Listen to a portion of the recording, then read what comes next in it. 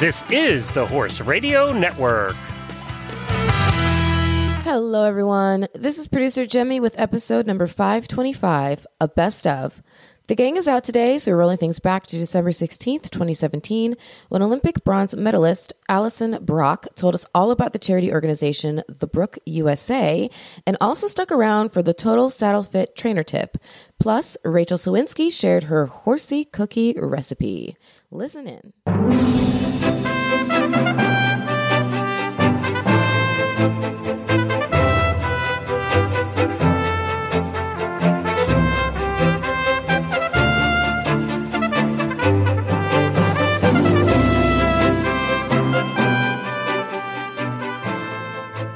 This is Reese Koffler-Stanfield from Georgetown, Kentucky. And this is Philip Parks from Rockwood, Ontario, and you're listening to the Dressage Radio Show.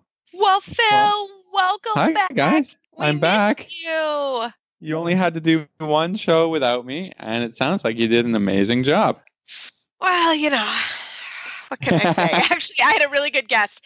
Robert Dover is, if you're going to get somebody to help you out, he's your guy. He was fantastic. And he talked about his Get Home Safe campaign, which is in Wellington. But I thought it was just a great, just a reminder for all of us going to our holiday parties to make sure you have a DD or you're also getting home safe. So have a plan. Have a plan. Yeah. So I thought that was a Uber, taxi. Something. Don't drink. You could always do that. Yes. Or have a kid. I had a mom here who said her daughter drives, and she's like, she can drive me home. So however you want to get home, we don't care. We find a pregnant person.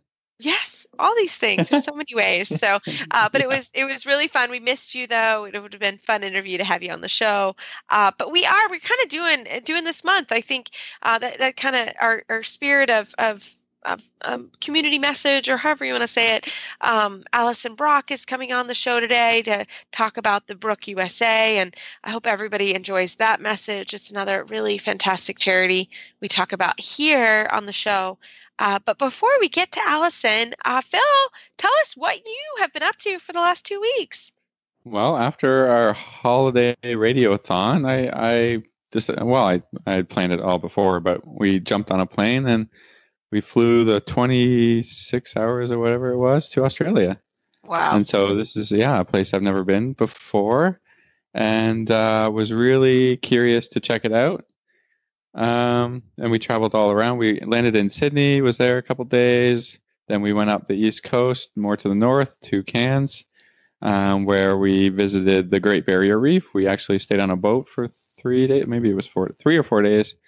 We were hanging out, doing a lot of snorkeling, and then down to Melbourne, way down to the south, still on the East Coast. We didn't get up to the West Coast, but and we were touring a nature preserve or a national park called Wilson's Promontory. We did a lot of hiking there for a few days, and then back to Sydney. And I really, really enjoyed Australia. I found that, my conclusion was that it's like Canada or North America, but like completely opposite. So I was driving around, and so you drive around, and all the everything's normal, traffic lights, stops, whatever, but you just drive on the other side of the road.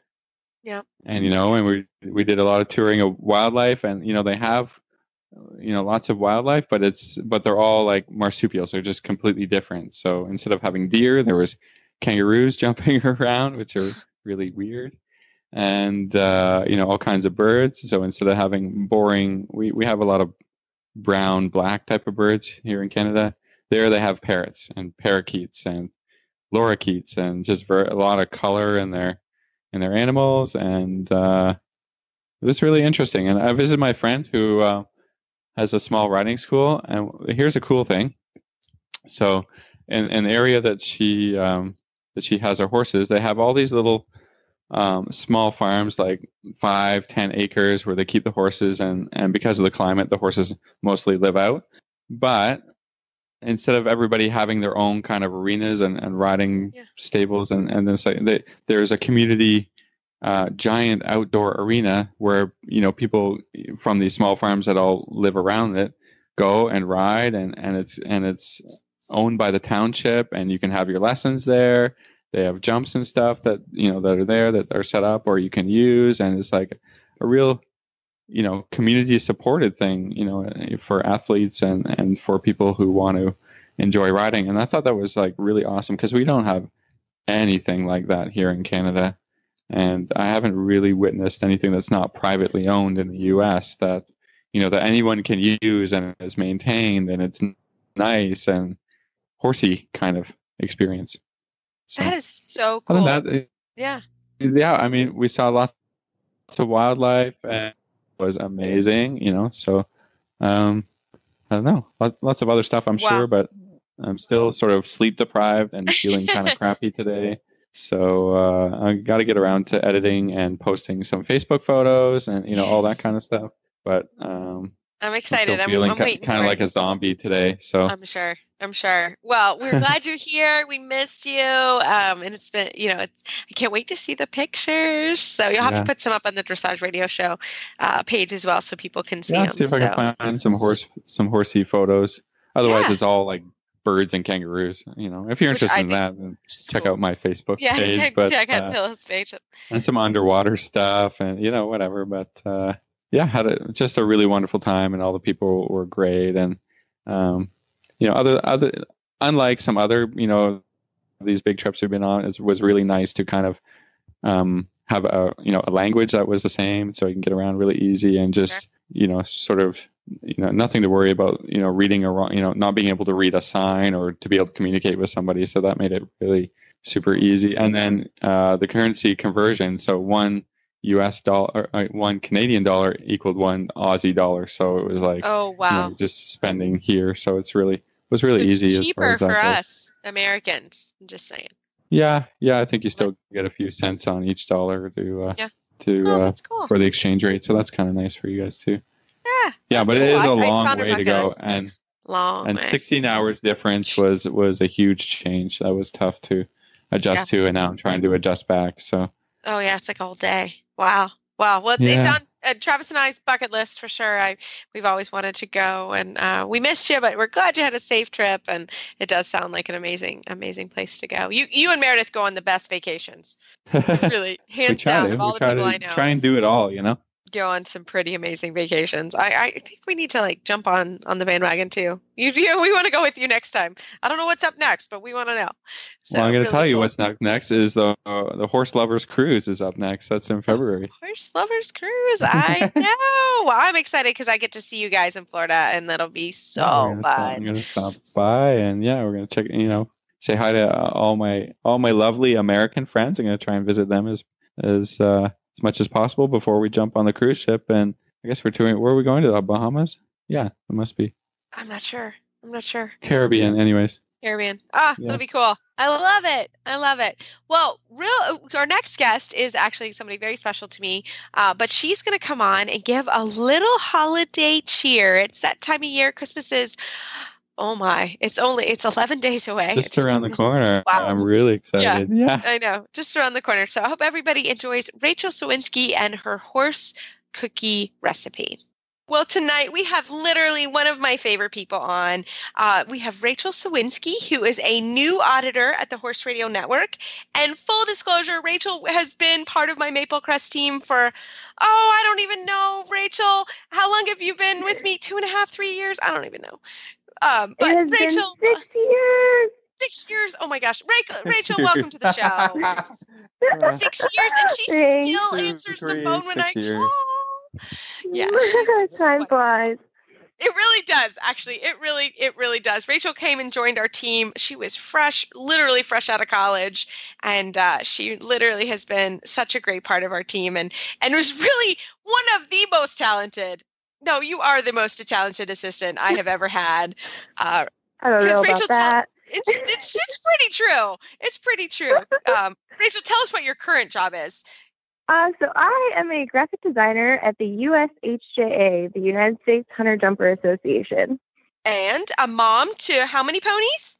Oh my goodness. So I have my 2 personal ponies, and then I take care of 4 other ponies for a very sweet lady. So I have 6 total that are under my responsibilities in addition to my full-time job. Yes. and 2 wonderful horses of your own, and 1 wonderful outlaw who also is a very good up-and-coming dressage pony, if I do have to brag a little. But Rachel, you are our Christmas segment of the day. And to our Christmas party, we had a very, very fun Christmas party last week for Maple Crest. We have a wonderful client, Miss Pam, who always has us over to her home. And it's become a Christmas tradition for all of us here at Maple Crest Farm. But you brought quite possibly the best shareable item. Can you tell us about it? Yes. So I brought horse treats because I'm not really much of a cook or a baker, and Miss Pam is so good at that and takes care of everyone. So I brought little goodies for the horses, and I actually found this recipe on SmartPack. They did an awesome blog and video, and I thought, this is perfect. It's Christmas cookies for the ponies. I love it. How'd you make them? They were well, actually, the horses are still enjoying them. So they're super easy. They are just 2 cups of whole wheat flour, 2 cups of rolled oats, a cup of shredded carrots, 2/3 of a cup of molasses, and a very ripe banana. And their recipe is super cute because they roll them out and make cute little shapes with cookie cutters. I, however, am a little on the lazy side, and I made little balls and put peppermints in them. So what I did was I preheated the oven to 375, and I put a parchment paper on the cookie sheet because the molasses is really sticky and kind of gross. And so I rolled my little balls, and I baked them for 10 minutes. And then after I pulled them out of the oven and they cooled a little bit, I stuck a little peppermint in each one of them. They were super easy. Good. And they're super easy, and they have little, they have the idea of doing little seeds for decorations and stuff like that. But like I said, I took the lazy man's way and just decorated them with peppermints. But I think the ponies like them just the same. Oh, I think there's not been a pony around here. Now, granted, we don't have any picky eaters at Maple Crest Farm. Everybody loves it, but they were so cute. And I'm not going to lie, I even have a bite of them, and they're very good. They're very delicious. Yeah, there's nothing in them that you couldn't eat, so I don't see why not. Yeah, well, I joked as I was bringing them in the house because I was trying to make sure that I told everyone, these are for the horses, but really, they don't have to be. They were delicious. I love it. It's so cool. So, Rachel, what are you up to for the holidays? What do you do with you and your ponies? Anything special? My ponies actually get a vacation because I am off gallivanting and visiting family. So my ponies get a nice long vacation while I visit family, but I board my 2, and they will get their Christmas cookies from the barn owner. So they will not be left out. I love it. I love it. Well, Rachel, real quick before you go, how have you enjoyed the auditor page? It is awesome. I've had so much fun. It's so cool to see everybody sharing their ponies and their stories and kind of have the inside view of everything. It's really cool. Well, we are so glad you joined the auditor page. You've been listening to the radio show. I think I forced you in the beginning because I needed you to tell me how we were doing. There was a force, but now you listen on your own, and we just love having you as part of our family and part of the Horse Radio Network family. And we hope you have a wonderful Christmas. And we will get this recipe. We will put it up on the Dressage Radio Show Facebook page so everybody can figure out how to do it. And Rachel did a fantastic job, so I'm sure on the auditor page she can answer any questions if anybody has them. But Rachel, have a very, very Merry Christmas, Happy Holidays, and we will talk to you soon. Great. Merry Christmas, everyone. Well, that was fun, Phil. A little bit of holiday cheer. We need it. And right after this commercial break from Kentucky Performance Products, we have a really fun interview with Allison Brooke, who is an Olympian, and I hope you enjoy it as much as we did. The sun is just peeking above the tree line as you walk into the barn. You grab your horse's halter off the hook and head out to the field. The dew shimmers in the sun as you walk across the damp grass. You call his name and his head comes up as he walks toward you, looking for the apple in your pocket. You take your time grooming, enjoying the peace and quiet in the empty barn. A refreshing breeze greets you as you start down the tree-lined path. Your horse ambles along on a loose rein as you both enjoy a relaxing ride. The feeling you get on an early morning hack is why we do what we do at Kentucky Performance Products. This feeling is brought to you by Microphase. Fill the nutritional gaps in your horse's diet. Microphase Vitamin and Mineral Supplement is a low-calorie way to provide your horse with the vitamins and minerals missing from their diet. The horse that matters to you matters to us.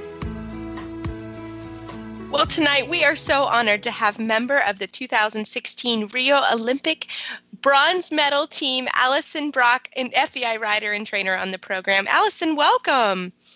Thank you. I'm happy to be here. Glad to be here. I'm so sad that we haven't gotten you on before. It's so exciting to have you. We're really happy you came. Well, I'm glad you called. This will be good. So you just got back. I've been watching it on Facebook, and you and Casey Perry Glass and JJ Tate went on a very important mission to Guatemala with the Brooke USA, and that's what we have you on to tell us a little bit about your journey and what you were doing for the Brooke USA.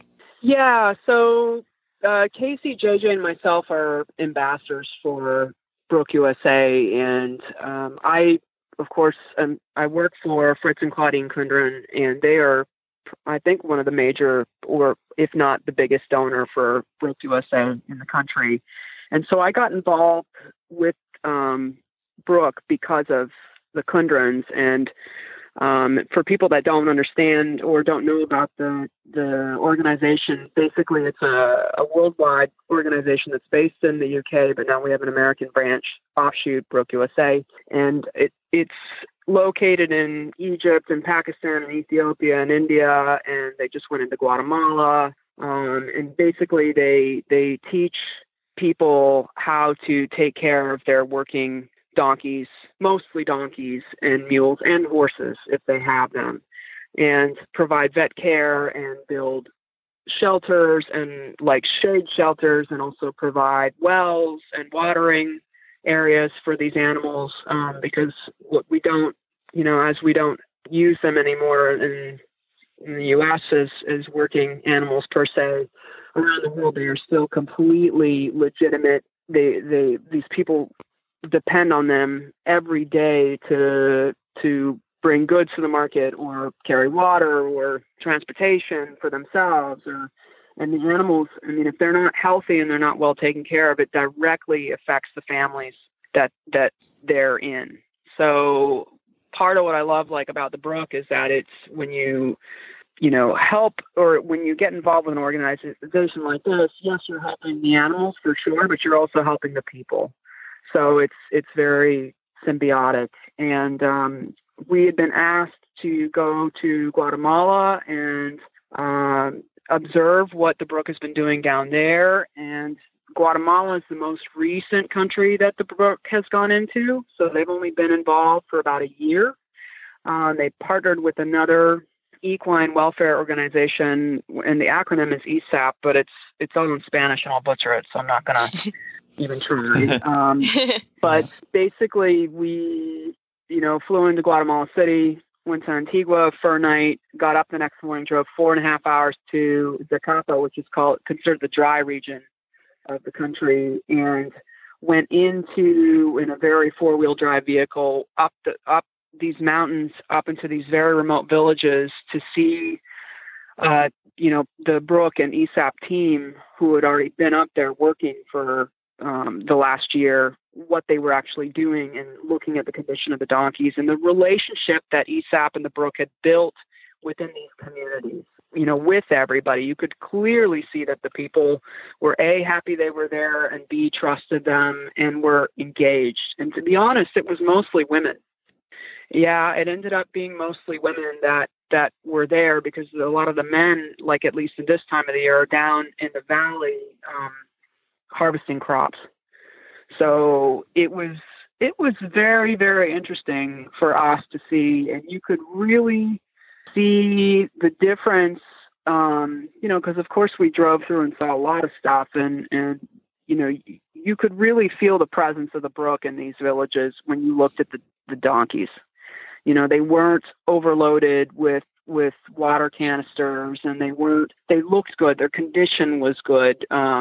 We had an activity where we were building feeders out of old tires and pieces of wood just to get the food off the ground for them. And everybody was involved and everybody was engaged. And we distinctly got the feeling that they weren't putting a show on for us, that this is like what they do.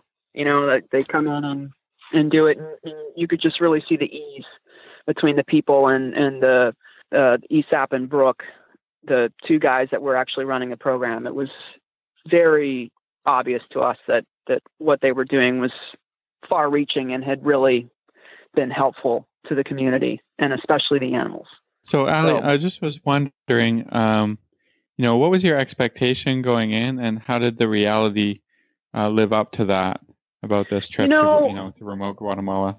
It was really hard because, like, going into Rio, that was my first time in South America, and that was my first time seeing, severe poverty on a level, and I have to bring Rio up because you had the extremes of, people that were living in, mega beautiful enclaves, and we went into malls that were nicer than some of the malls I've ever been in America. And then, the favelas going up the mountain where literally there's no water, there's no electricity, there's no sewage system, there's no nothing. And these people are living in tin shacks. So I was a little bit thinking that I was going to see some of that. And Guatemala was different in the way where I felt like nobody was like, there was definitely plenty to eat.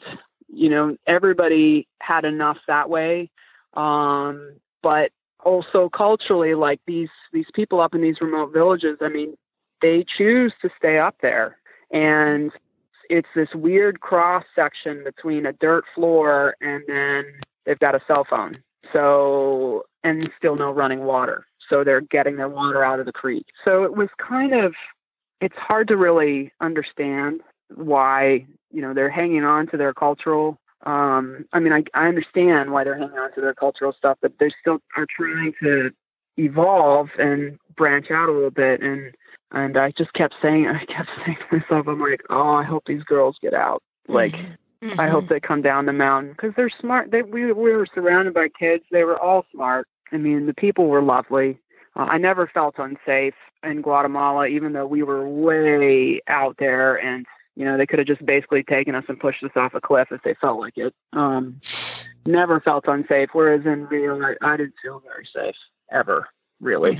It was just a different energy between the two. So, and you were telling us what the donkeys do for these families. That was what was incredible off the air. Tell us a little bit about the lives of these animals compared to our animals. Like, our animals need to be our little princesses. What do those? Right. What do the families need those donkeys to do? They absolutely need those donkeys to haul water for them as one of the big things. And I'm telling you, when I'm saying these villages don't have water, I mean it. Like, they are hiking to a creek to get their water. And if the animal isn't doing it, the people are doing it. And that is bloody hard work. And I would say those little donkeys were taking, at least when you were to do the math, it was probably close to 100 pounds worth of water up and, back and forth. They'd have to go down the creek and get filled up and loaded up and then go back to the house. And the women told us they do that at least twice a day. Wow. At least twice a day. And then the other thing too is that, again, they're so remote and so high up out off these villages. They use those donkeys for transport. So, and it's hard to comprehend, but it's so rocky and so slippery. Like, you need a massive 4-wheel drive type of vehicle to get up there. And other than that, it's like you want that or you want a donkey, and you don't want anything in between. So really difficult. They have incredibly hard lives, and we saw lots of these donkeys packing people up and down the mountain. And then also, like, they would sell firewood in the villages. So these suckers would be stacked, like the firewood would be piled high on these little donkeys walking all the way down to the village to sell the firewood. And then they'd carry their owner back. And then also, these people farm. So anything, corn, all that stuff, all of those things would get loaded up and moved on donkeys. So they're it's incredibly important. The health and the well-being and the care of these donkeys are completely so important to these people. Otherwise, they're doing all that. And it's already what I'd call a hard life. And what does the Brooke teach them to do with the donkeys? Like, what is their role, the Brooke's actual role there? Well, they start with teaching them that they have feelings, and they encourage them to, you laugh, but I'm going to tell you, Guatemala was the last country in Central America. In 2016, they finally passed a law saying it's illegal to abuse animals. So you could technically take your donkey out in the middle of the street and kill it in front of people, and there was no repercussion for you. Now they finally have changed that. So that's the mentality they were coming into, where there's no value, and they literally were like, they don't feel anything. They don't feel pain. So they teach them, like, they're like, you need to name your donkey so that it's now not just a thing, it's a being. And basic stuff like they need access to water, clean water every day, and they need to be fed at least twice a day, and how to pack, like the packs they make for them so that they don't rub them. They taught them, like when we were there, we did an activity where we built feeders for the donkeys out of old tires and wood. We built halters that wouldn't rub on them, literally from rope, and like how to size it and stuff like that. And then basic vet care. So, I know that sounds really, you're like, wow, teach them a name and that they have feelings, but that's literally what they were walking into.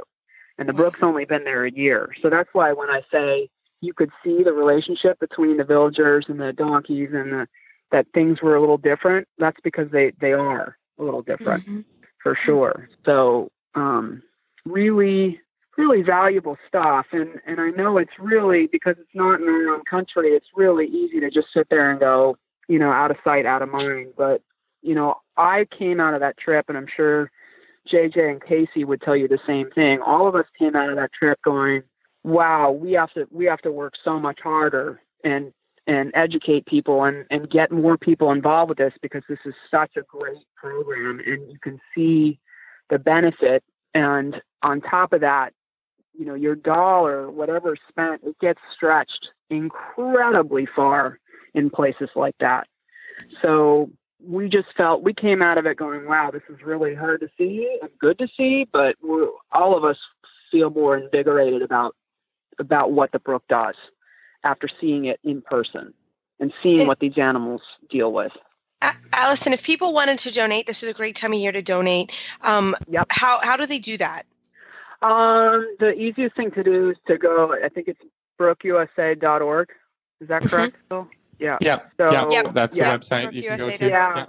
So, and you can read all stories about what they're doing and all over and get more in-depth research about the organization there and also find out where your money's going and how helpful and useful it is as you've told us today. So I think it's a very worthwhile project to look into and to give money to. Absolutely. Definitely. And they have, I know, because I actually have kind of changed how I do Christmas, and I ask people where they'd like me to give money, and I donate in their name. And so I've done that quite a bit with the Brooke and then some other organizations, but I know that the Brooke is set up to easily accommodate those kind of things.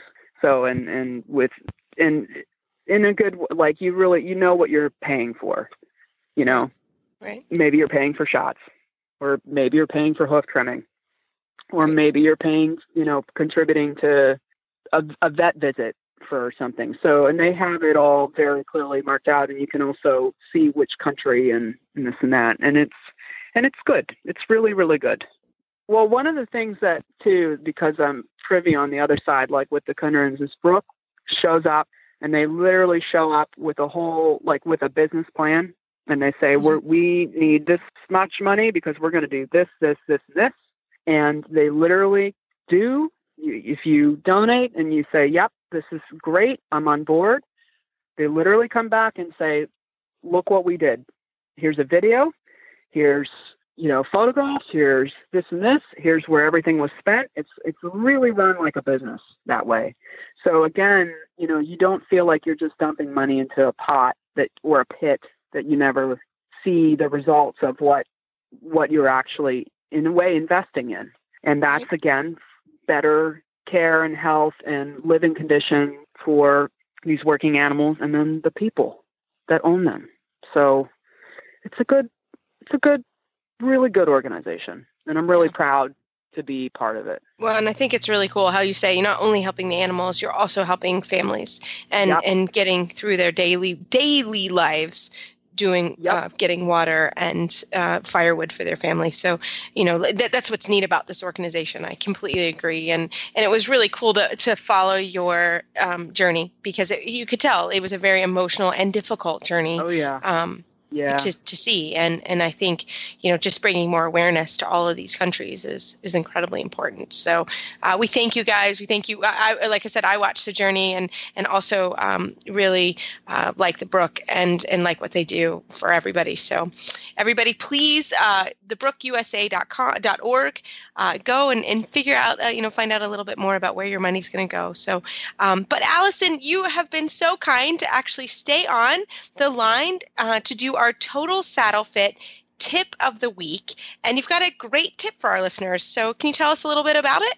Yeah, I was trying to, when you asked me, I was thinking, what can I say that would really, might be a good visual for people. And one of the things when I'm teaching like lateral work, like in the half passes, in the trot and the canters, is that many people pull back too much on the horses, even though they're actually going forwards and sideways. So I tell people, I'm like, really have the feeling that you've got your arms bent and you're pushing your grocery store cart around, like you would be as you ride the half pass. You have that kind of feeling, that kind of intention going into it, and that it's forward and really non-restricted in a way, like the horse is set up and then you go, and here we go. And again, I feel like pushing a cart is one of the best analogies for that, with as long as you have a bent arm. And that becomes, if you can kind of take on that visual, that becomes really helpful, especially as you start speeding things up, like in the Prix St. George with your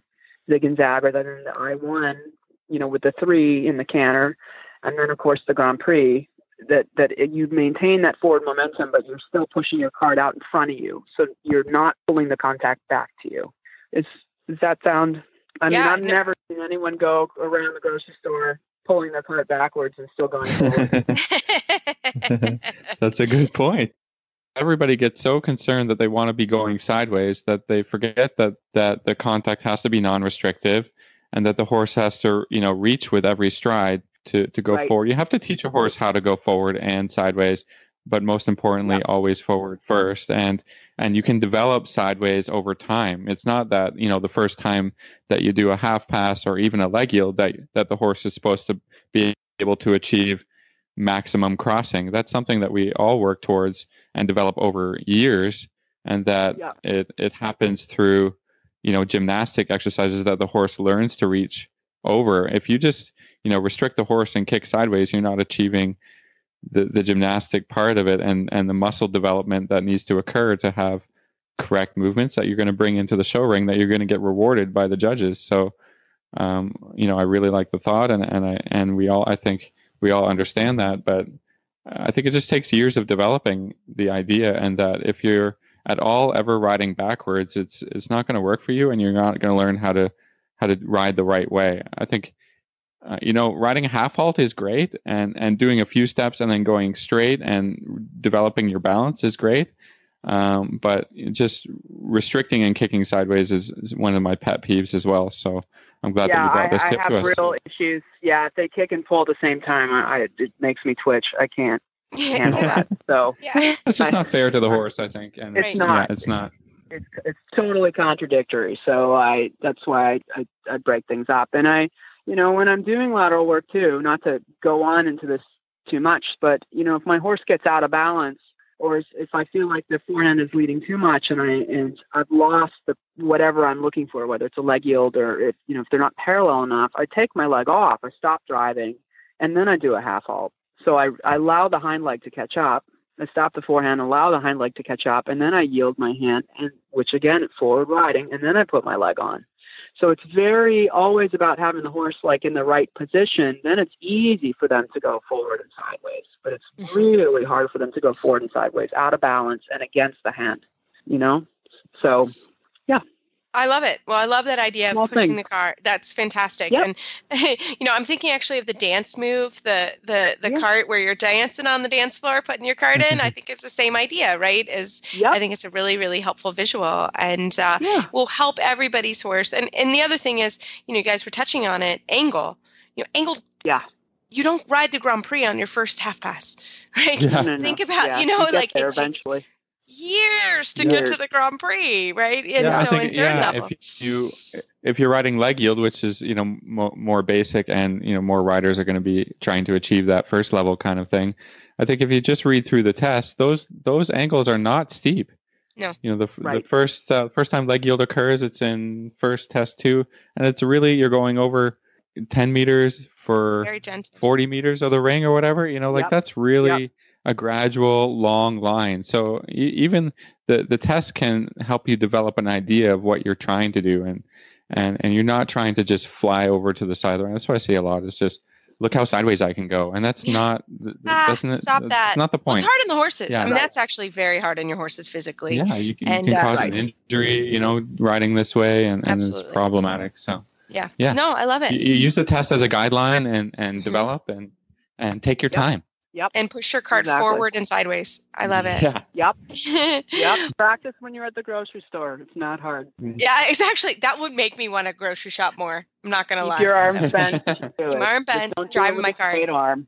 Yep. Beautiful. Yep. I love it. Well, Allison, thank you so much for coming on the show. We really enjoyed having you. And again, if anybody has any questions, contact the brookeusa.org and follow Allison's journey in Guatemala. It's really something special to see. So thank you so much for coming on. Oh, you're very welcome. I'm really glad you guys had me on, and I'm really glad you called me specifically about the Brooke. So it's a great organization, and please, everyone, go to brookeusa.org and check it out. Happy holidays. All right. Same to you. Take care. This tip was brought to you by Total Saddle Fit, the shoulder relief girth that Reese and Philip both love. And here's why. The saddle fit solution you have been waiting for is finally here. TotalSaddleFit.com is proud to introduce the shoulder relief girth. This strategically shaped girth actually moves the girth line of your saddle back over 1 inch, thereby freeing your horse's shoulders from the saddle. Traditional girths pull saddles up against a horse's shoulders and often over the top of the shoulders. The shoulder relief girth's recessed ends allow for the billets to buckle into the girth farther back to give your horse unparalleled freedom of motion. We are so certain that your saddle will fit better and your horse will be more comfortable that for a limited time we are offering a 30-day, 110% money-back guarantee. If you are not totally satisfied with your shoulder relief girth, send it back for a full refund plus 10% of the purchase price. Don't wait. Order now for the best saddle fit solution available. At TotalSaddleFit.com. Visit TotalSaddleFit.com. Well, Phil, that was a great Total Saddle Fit tip of the week from Allie Brock. I'm glad she was able to stick on the line with us and go through some technical stuff. That was fantastic. But as always, everyone, you know how Phil and I love the Total Saddle Fit shoulder relief girth. It is a great Christmas present, and Justin and his team at Total Saddle Fit, they will do a great job getting out to you before Christmas. I have a feeling if you order within the next couple days, you will have your girth under the Christmas tree. And I'm not gonna lie, I need one for my sweet Mikey. I need the Total Saddle Fit with the elastic because he's a little girthy, and I think that girth will really solve that problem. So I'm gonna call Justin myself to see if I get a little something under the tree. I need a brown one. I need a brown one. Don't forget it comes in brown and black. So. We recently outfitted one of our horses with a brown saddle, so now I've got to get him his own girth, and I think he's going to be really happy. So it's a great gift for your horses. They're going to appreciate it, and if somebody in your life needs a new girth, then there you go. They're going to love it, and It's not like you're going to be breaking the bank to buy any of these girths. They're really affordable, really great quality product that's going to last you a long time. So check out the website, www.totalsaddlefit.com. Well, everybody, we love email and Facebook shout outs, and send us some holiday cheer. We always like that. And breaks Philip and I's day. Truly, we love it. So as always, you can find our show notes and links to today's guests on our website, dressageradio.com. Like us on Facebook, just search Dressage Radio Show. Follow us on Twitter at Horse Radio. My website is maplecrestfarmky.com, and my email is reese@horseradionetwork.com. I think the best way to find me is on Facebook, or my email is philip@horseradionetwork.com. I'd like to thank our sponsors tonight for allowing us to put on a good show. And don't forget to check out all the other shows on the Horse Radio Network at horseradionetwork.com. Everybody, keep your heels down and your shoulders back, and we will talk to you next week.